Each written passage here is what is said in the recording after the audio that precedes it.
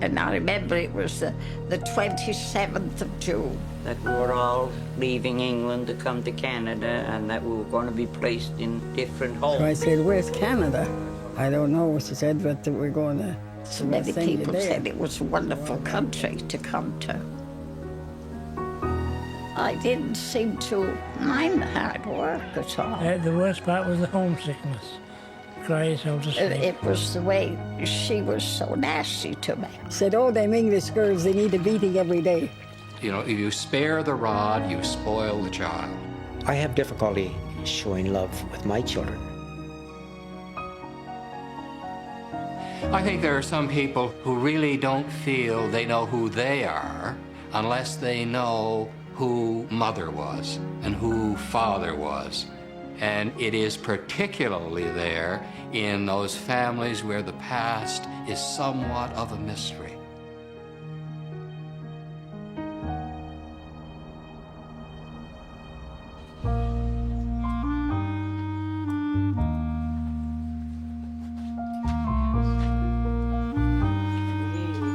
That was when I was in the Middlemore Homes. And that was 2 or 3 days before we left for Canada. I think I'm right in the middle there. Yeah. Right there, yeah. Like more than 100,000 other British children, Annie Faraday left everything and everyone she knew behind her, and as a child began a new life in a new country. My mother and father separated, and you see, my mother was going into domestic service, and so they had to do something about me, you see. With the onslaught of the Industrial Revolution in Britain, hundreds of thousands of rural people were forced off the land and descended upon the cities to work in factories. Appalling conditions existed in places like the Birmingham slums. Cheap houses built for migrants were crowded and poorly maintained, and as many as 15 families shared a toilet. Yards were filthy and swarming with children. Entire families were forced to work in order to provide the bare essentials. Mothers often went into domestic service, caring for the homes and families of the middle class and paying out a substantial portion of their income for childcare. Government favored the interests of wealthy industrialists and provided little meaningful intervention. Homeless children scavenged for survival, begging for food and sleeping in the dark alleys of the world's wealthiest nation. Author and journalist Kenneth Bagnall explains. Britain had a big problem in its major cities, too many children who were destitute. And some evangelical Christians came to the conclusion that the answer was to take them from the streets into institutions in those cities. The children, most of the time, were either found on the street or sometimes delivered by the parents to the institution where they would be taken care of. Some of the more well-known of the organizations included Bernardo Homes, Church of England Waifs and Strays Society, Fegan Homes, Quarrier Homes, and Middlemore Homes. Eventually, the actual running of these homes and charities became a means of livelihood for thousands of Victorians.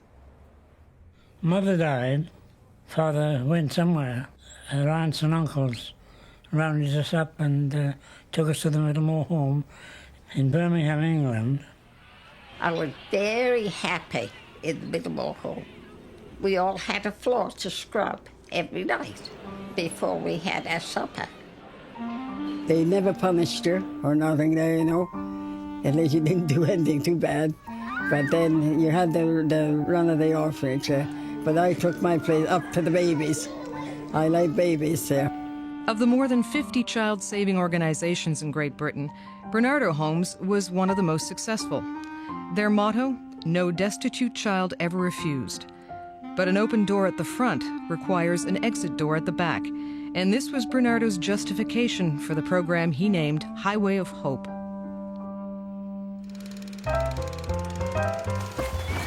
Beyond the back door lay Canada, with its fresh air and farm life. The distant Dominion would be good for the children, he said. Canada was in great need of immigrants, not to mention cheap labor, and even small children were welcome help on a farm. Canada needed workers. Britain needed to reduce the population of children. And so these historic movements and conditions fitted each other like a hand fits a glove. Well, I had read that book, Anne of Green Gables, and I thought, oh, I think I'd like that, to go out to Canada.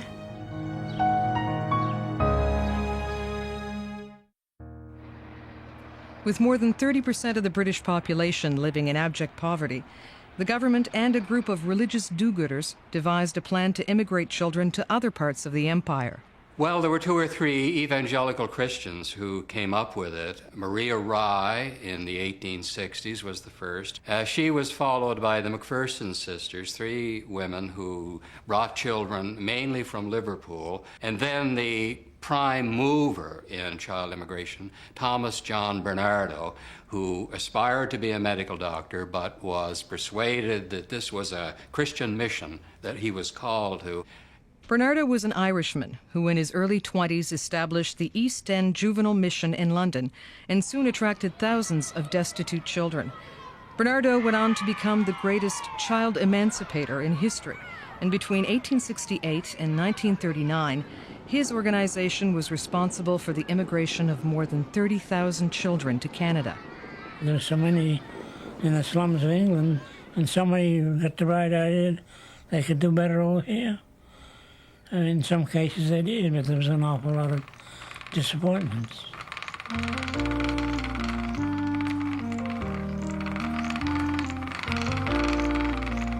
Gwendolyn Rose Bennett was 6 years old when she was placed in the Middlemore home in Birmingham, England. Her mother was having financial problems, and she and her siblings were placed in the home as a temporary measure. At age 8, she was put on a ship and sent to Canada. She never saw her family again. And of course, at the time that I went in there, they were preparing a bunch of the children to come over here. And I was added in that group, which I would like to have kicked them in the... The British child savers portrayed Canada as a vast garden of plenitude. They believed the clean air and hard work would allow the children to thrive. Here, opportunities existed for the paupers to gain an education and find a place in a society supposedly free from class consciousness. We thought it was going to be wonderful, of course, coming to Canada, because we had heard so many stories about it, you know. Oh, they had great stories of Canada. You know, yeah, you could pick gold off the streets. The line that Dad used to say they used on the boys about the log cabins and the Indians and the Mounties and all this kind of stuff that would be appealing to boys. His memory of going down to Liverpool and getting on the boat, and he was fascinated by the steamship. Dad thought it was quite an adventure. Unfortunately, Fred Reynolds' sense of adventure wasn't shared by all. Sometimes children were sent to Canada without the knowledge or permission of their parents, a move that was eventually made legal by the British Parliament. In these cases, notices were forwarded to parents after the child had landed in the new country. She told me that she had what she called a carpet bag, a rag doll, a Bible, and a copy of Pilgrim's Progress that was given to her by her Sunday school teacher. Eternal Father, strong to save, whose arms has bound the restless wave, who bids the mighty ocean deep its own appointed limits keep. Oh, hear us when we cry to thee for those in peril on the sea. They sang that at the wharf. There was 100 of us, boys and girls.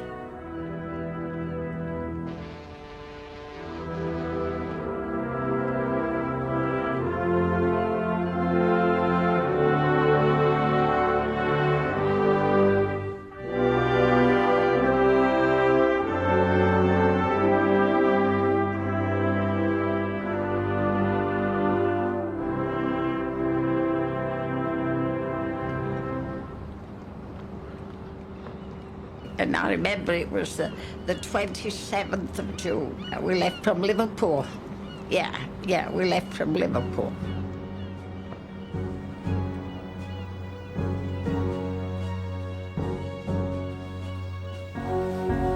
But we enjoyed 3 or 4 days on the boat, running around there, up and down all over the place there. The sea was rough at times there. Everybody got sick on the road. We came over on the Samaria. I think it's a White Star liner. I got an awful weak stomach. And the first couple of 3 days I wasn't very sociable. The matron, our matron, was a wonderful woman. And she said, well, dear, she said, the Lord had this planned for you before you were even born. And I said, well, I wish he had planned something else. Be strong and have a good courage. Be not afraid, neither be thou dismayed. For the Lord thy God is with thee, whithersoever thou goest. And how many times I used to sit and read that. How many times? That was all I had to go by. I didn't have any friends or anyone to tell my troubles to. Susan Kelly was born in Limehouse, England in 1909. As an infant, she was placed in a home on the outskirts of London. In June of 1920, at the age of 10, she set sail for Canada, where she was eventually adopted by a family in Ontario. So finally then we landed in Quebec. The nun was there. She brought us all an ice cream cone. I never tasted ice cream in my life there, you know. So she brought us all an ice cream cone. That was a good treat there, you know. When the children arrived in Canada, they usually landed in Quebec City or Pier 1 in Halifax and were sent by train to the receiving home of the organization which sent them.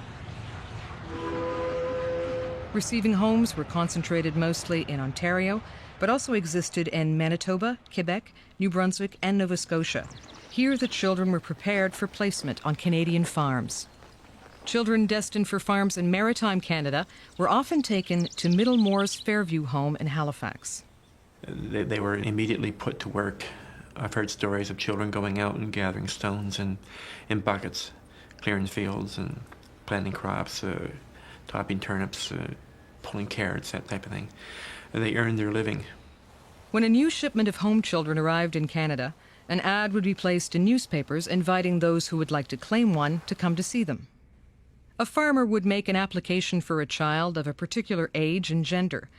The agreement required the child to remain with the farmer until they turned 18.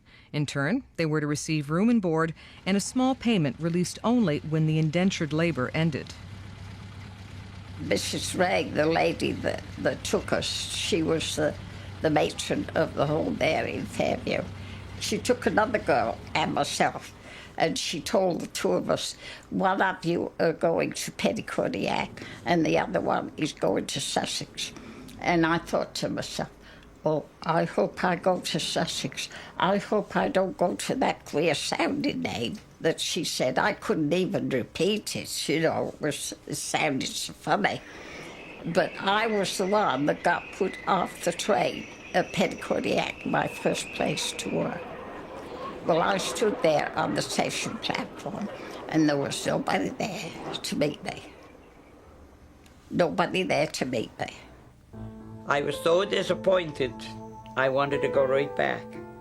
I asked, was there any children in the house? No, there was just this old crippled lady and the two men. Well, I lay down on the couch and I cried myself to sleep, finally. I didn't want to stay, I wanted to go back. I wanted to go home with my mother and my brothers. It was 9 miles of the back roads of Petitcodiac, and I kept thinking, I hope it's a nice white house. I hope it's one of those nice white houses that I say. But when we got there, it was an old grey house, and I don't think it had ever had any paint put on it. At that time, the physical needs were the important needs. The need for shelter, for food, for work, and the clean, bracing air of Canada.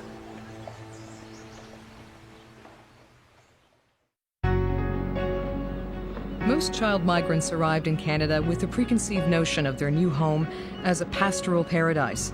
They were soon confronted with a far different reality. They were often unprepared for the harshness of the Canadian climate. Farmers were often poor and overworked.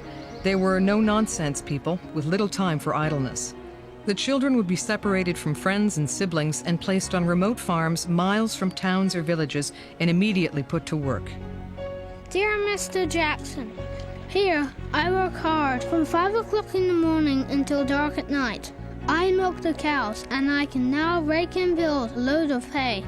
I'm getting to be a regular farmer. R. Oakley. There was children kind of handy that went to school with, but I could never go out with them to play. Or I was 10.5 years old when I learned how to take her up out of bed. She was a woman that weighed about 300 pounds dead weight. You know, she couldn't help herself.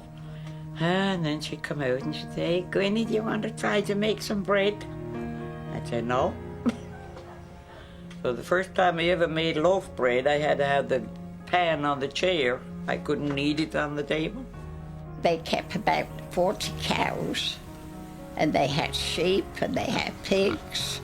And of course, it was all new to me. I'd never been on a farm in my life before. My hands are never used to any farm work, and it had a tough time. Wasn't no giant of a man anyway, and I did what I could, you know. Had a hard job learning to milk the cows. I worked inside as long as there was work to do inside. And when the inside work was done, if there was any outside work to be done, like thinning the turnips, pulling the bugs off the potatoes. So every morning we had to get the fire going to thaw the tea kettle out and thaw the pump out so we get a little water out of the system. And my God, it was cold. Well, they put me out over the kitchen the first winter, and I did freeze to death. The worst part was the homesickness. Just couldn't get over it, you know. You'd go to bed nights and cry yourself to sleep. Just no way out, you know. Oh, yeah, sometimes they were worked very, very hard, and many times they were denied their education. We all think that's terrible, that's child labor. And from our vantage point today, it is. But their understanding was that they were doing a favor to this child by taking this child in. In return, this child was not primarily a member of the family, not exclusively a worker, but somewhere in between. I didn't seem to mind the hard work at all. It was the way that she was so nasty to me. She wasn't very nice to me at all. My mother and her brother were abused quite badly. Punishment was sleeping in a chicken coop, being beat, with a gat or a cane. I had a cousin that told me, he said, "Do you know why your father married your mother?" He said, "Because the place she was staying was working her like a man. And your dad said that no woman should be treated that way. That's why he married her." I guess if I were to select one that was really tragic, my mind goes back to a man named Charles Goddard, who ended up on a farm where the people prayed twice a day, and they beat him terribly. Beat him and beat him. And they placed him in the doghouse, like an outhouse, where the dog and he lived. He had enough to eat if the dog didn't eat all that was given him.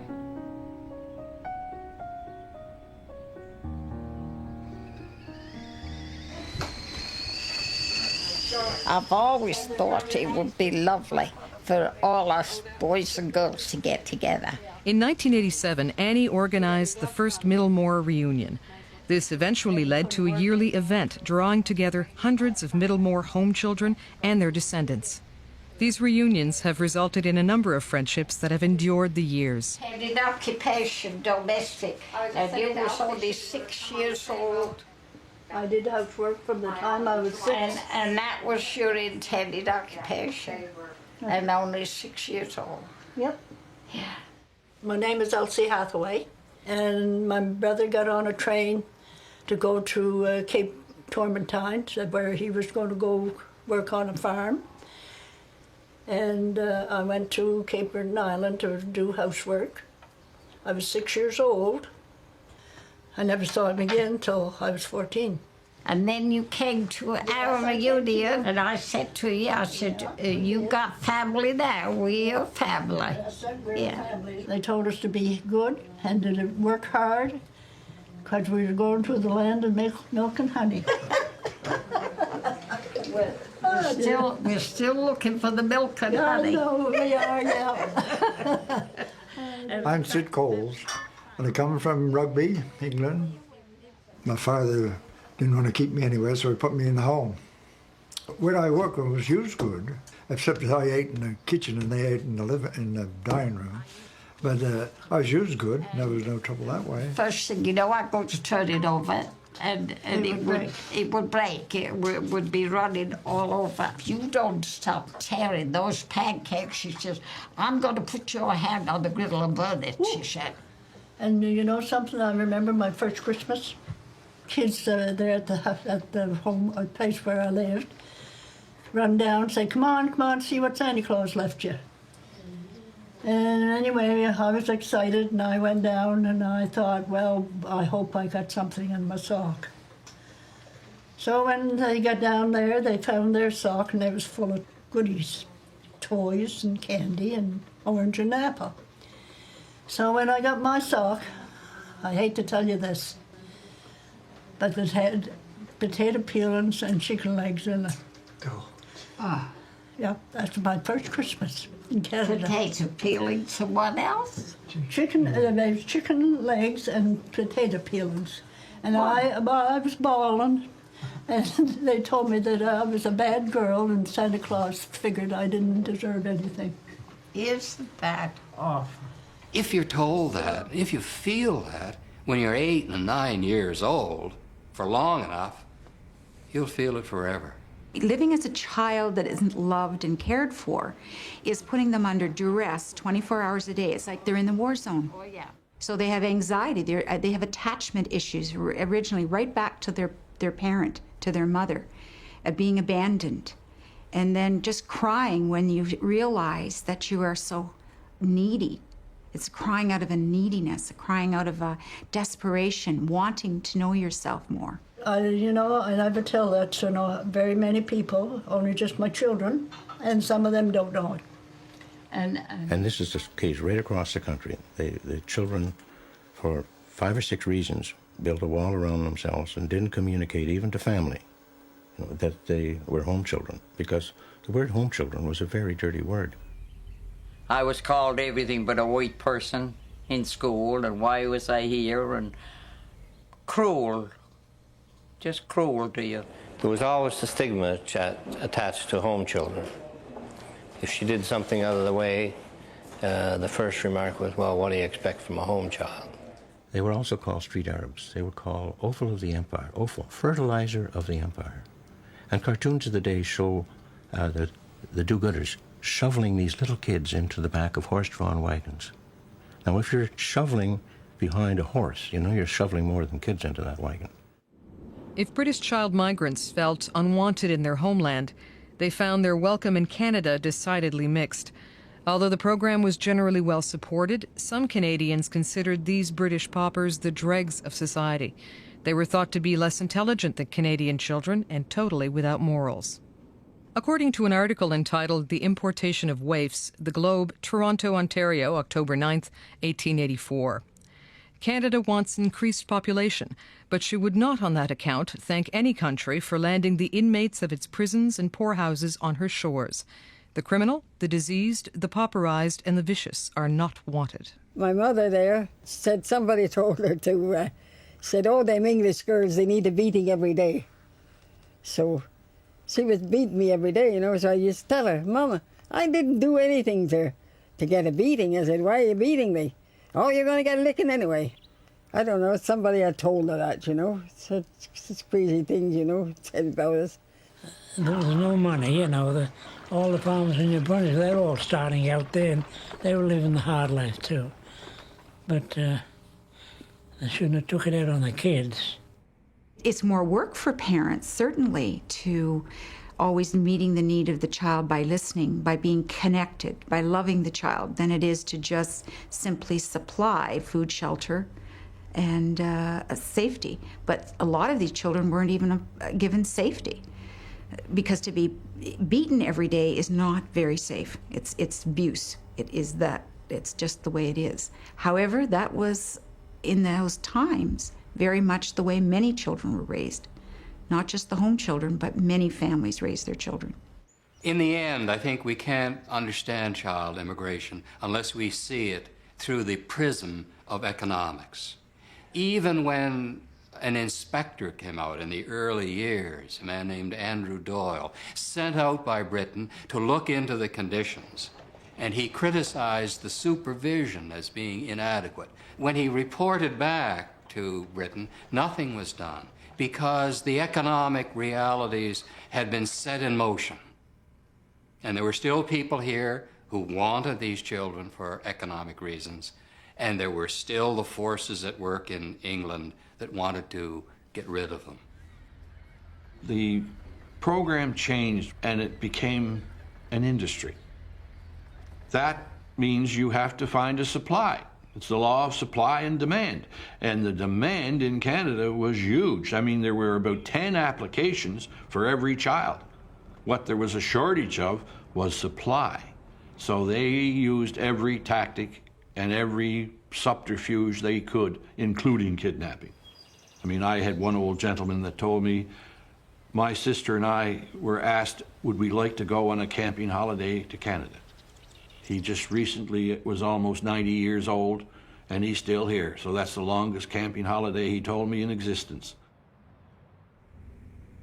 I don't believe that Bernardo operated out of motives that were evil or dark or worthy of suspicion. But he didn't understand that children needed emotional care. He didn't see that uprooting children this way and sending them to a strange country across the ocean would have a terribly traumatic effect on them. There was an awful lot of them that got abused awful bad, and a lot of the girls got raped. I got it all wrote down, so my family can read it after I'm gone.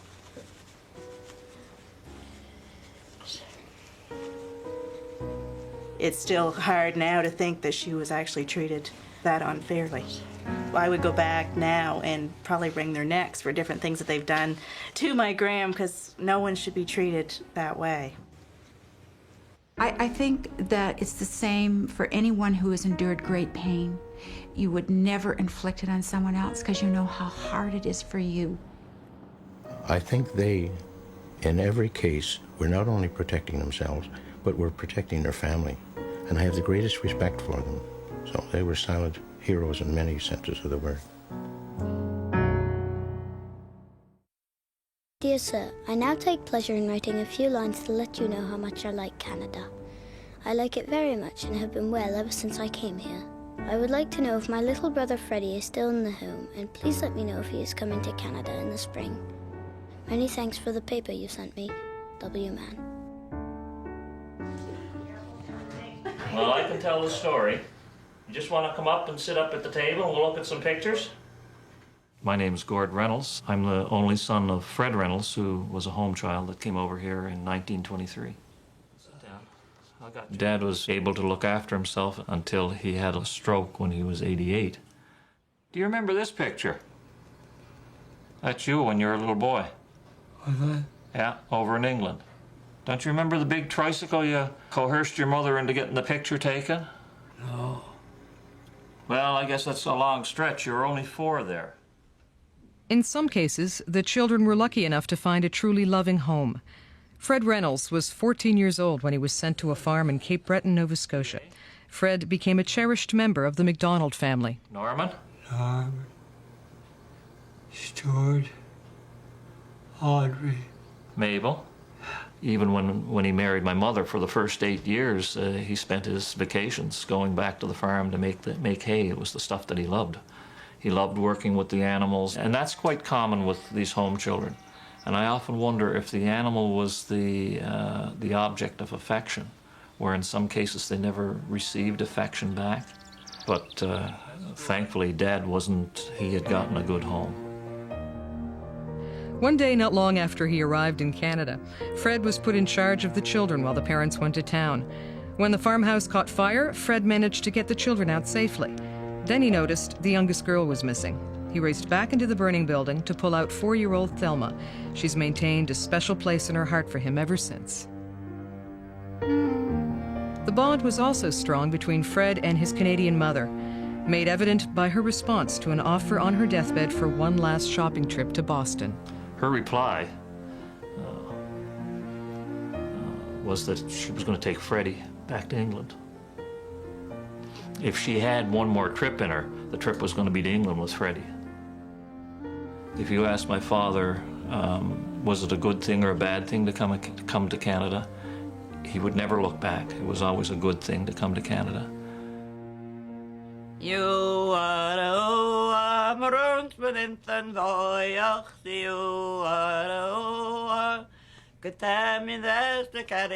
Despite the difficulties she encountered, Gwenny embraced the Gaelic culture that dominated the small Cape Breton community that became her home. Although the words were never spoken, she bonded deeply with the woman she called Aunt Mary. Her sense of loyalty and responsibility didn't end when the placement came to an end. They were going to put her in the old people's home. And I said, no way. After Lockie and I got married, we got an apartment in Sydney and we took the old lady with us. And she was here with me for 6 years. She was on bed for 6 years, that she never came off it until they took her to bury her. Sometimes even the most unhappy of situations had a decent ending, like that of Charles Goddard, who eventually left the farm where he was beaten and went on to a new placement. So I said to him one day, Charles, how did you make out on the other one? And he paused and he said, all right. He said, they gave me a place to sleep. They gave me enough food to eat. And they didn't beat me. He had suffered in his life, but he is an example of the fact that even in this dark chapter of Canadian history, there were still some small victories. I was whistling one day, and I was whistling this Bluebird song. The old fellow said, stuck his head out the window, said, for heaven's sake, Arthur, can't you whistle something else? I was whistling away. It's funny too now. The old fellow, he joined in and said, you know, that's a nice song, that Bluebird song. I was lucky. I was one of the lucky ones. That's about all I know. In the child migration process, children were separated from country and culture. Relationships with family were severed, access to medical histories, legal records, and birth certificates denied. At the time, total separation was deemed best for the children. Despite many obstacles, home children have persevered. It has been estimated that home children and their descendants now make up almost 12% of Canada's population. The home children and those former child migrants, we can learn a lot from them because these are people that contributed enormously to this country and whose children also continue that tradition. I realize that these children went through a lot of extreme hardships, but I do know that they've given their descendants a rich heritage.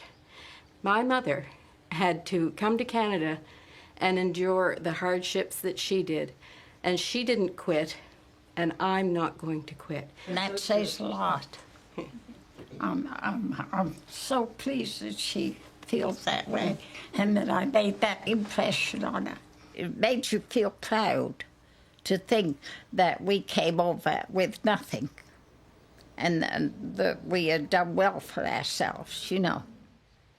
I think sometimes these children in their hearts say, if I have the chance to do something good with my life, I'll do it. And if it's to get married and have a family, they do it. God has been very good to me. He's given me a wonderful life there, you know. I raised a nice family. There's 79 great-grandchildren on there. Then since that, there's 7 or 8 born there. Now my great-grandchildren's having the babies. I'm telling you, there's nothing but babies and babies all the time. At age 79, Susan hired a researcher and returned to England to uncover the truth about the people and the place she had left behind. We went to London. He found out my mother died and how old I was. And he found out that I had a sister. He said, "You have a sister?" I said, "Don't tell me." I said, "What do you say to a sister you never seen in your life?" Dear Mr. Jackson, I have not had a letter from my mother in 2 years. Would you please find out where they live? Give my address to the boys and girls, Mr. Jackson. Yours, Molly Brown. Although Susan Chappett's search for her sister has spanned 20 years, she has never given up hope. I'm 94. She's 96 now. So I don't know if she's still living. Then I got Mr. Lorente there. He's on the lookout for them there. I hope he finds it. David Lorente and his wife Kay founded Home Children Canada in 1991. Lorente, whose own father was a child migrant, is committed to helping home children and their descendants uncover their past. We're in our 13th year. 2 years ago, I answered 4,418 letters. When I asked those people what they wanted, they told us they wanted the records, their personal records. They didn't want birth, marriage, and death certificates. You can get those, for family, so on. What they really wanted was their personal files that told why the family had fallen on bad times, why they were put in the home, why they were sent to Canada, and so on. It took me 4 years to find my father's name on the ship list because they were unindexed. And I can do in 40 seconds today what it took me 4 years to do. The National Archives has in a partnership with the British Isles Family History Society of Greater Ottawa, and the volunteers with that society are locating all the names of home children from the passenger list and putting the data into an index, which we have on our website at the Home Children Database. And it's an ongoing project to add more and more names. Right now, it's our major source for searching. It's our starting point. Well, actually, I started my search into my father's home child background in '63. I wrote to all the agencies. And as a result of writing and asking, do you have records and do you have my father's? What records do you have? I got answers from most of them. And there are people who don't believe that we should be working with the former sending agencies. But that's what we've done. We've worked with the former sending agencies, and we found that they have been very, very cooperative. Lorente is donating his collection to the National Archives of Canada. Although the Canadian government, through the archives, is compiling information on home children, some feel there is more that can be done. To know who you are and to know what you are is that fundamental human right.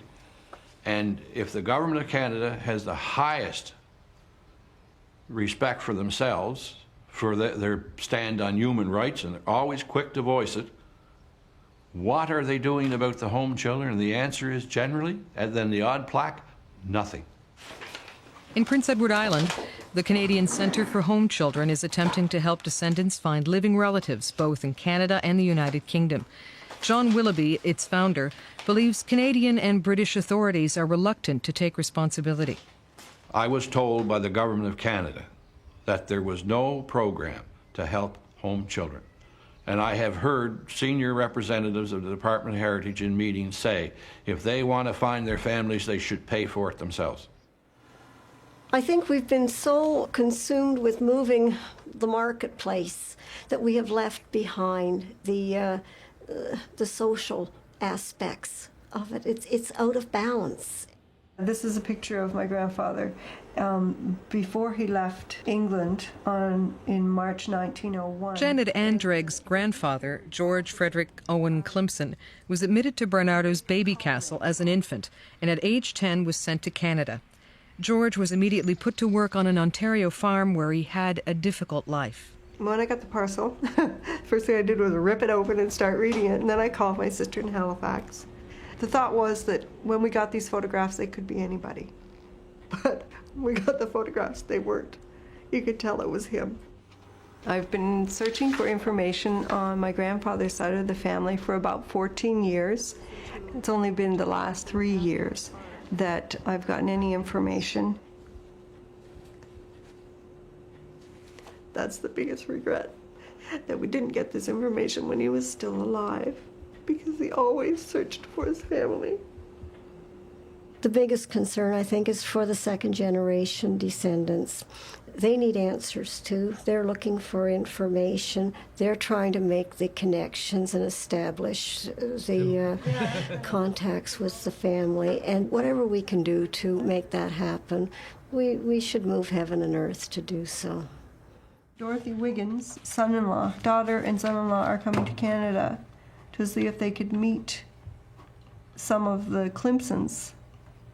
The British government has all the information at their hands. If they want to find a living relative, they have the best advantage of doing so.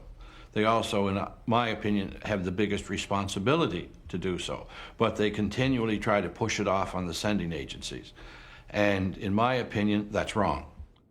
This part of history has to be told. They went through too much to be ignored, and it's just not fair. And I'm not going to let that happen. Many children still come to Canada from other countries, and they arrive alone. They may have fallen into the hands of traffickers. They may be used for sexual exploitation and child labor.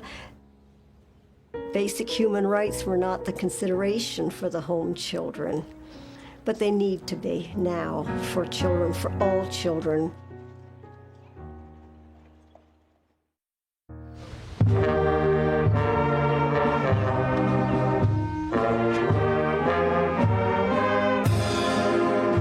In September of 2002, the first ever Festival of the Home Children was held in Cavendish, Prince Edward Island. The event brought together descendants of home children from across Canada and provided an opportunity for healing. Think of all of a sudden one side of the family, there's just nothing, you know, and that you need to be able to fill in the blanks and write the names on the family tree. She didn't talk about it, and it was only in later years that I ever found out that she was a home child. It makes you wonder on the other side, like in Britain and that too, if they're in the same position, you know, the feeling the loss. Well, I think sometimes that problems shared are problems diminished. There you are, Betty. Okay, thank you. Thank you very much. Appreciate that. Hi there. Their anxieties are eased when they talk to other people, and they see that other people who live normal and happy lives also know what it was to have had a parent who had gone through this. Mom missed so much too, and you think she had a tough life at times, and you sort of think, well, hell's bells, if her brother had been around, you know, the family, the support, all that kind of stuff. I guess angry with that whole system, this misguided project they had. And everybody says, you know, that they had good intentions, but I don't think that was the case in all cases, at least not the way they implemented it anyway. But the underlying motive, the driving force behind child emigration was economic. This is perhaps one of the greatest human interest stories in Canadian history, and it is a story that needs to be told. It is also one of those stories from which we can learn the past. It's like a family tree with one side, no branches. You know, I know some of my ancestors on my father's side, but that's one blank side. My mother, and that's it.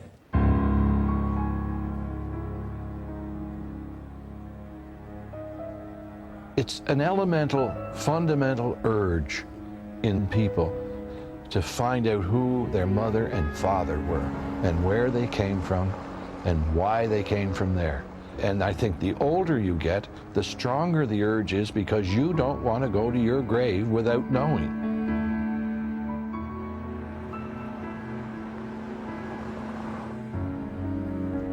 My mother, I don't think, ever really could show us love. I couldn't approach her and give her a hug, yet my children could.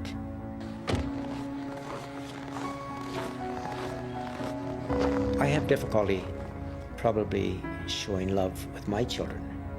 My wife, I'm not affectionate to. My mother wasn't affectionate to me. And I just want to find out, where did this start? I can't feel that I've accomplished anything until I get to the bottom. And I hope to live long enough to do that. By the time it ended in 1939, the British Child Migration Program was responsible for the immigration of 100,000 children to Canada. Most eventually went on to lead successful lives. Despite the justification that can be made for its existence, the program left in its path a legacy of loss. Most children experience the loss of family and the loss of identity. But perhaps saddest of all was the loss of childhood. Home children rarely had the chance just to be children.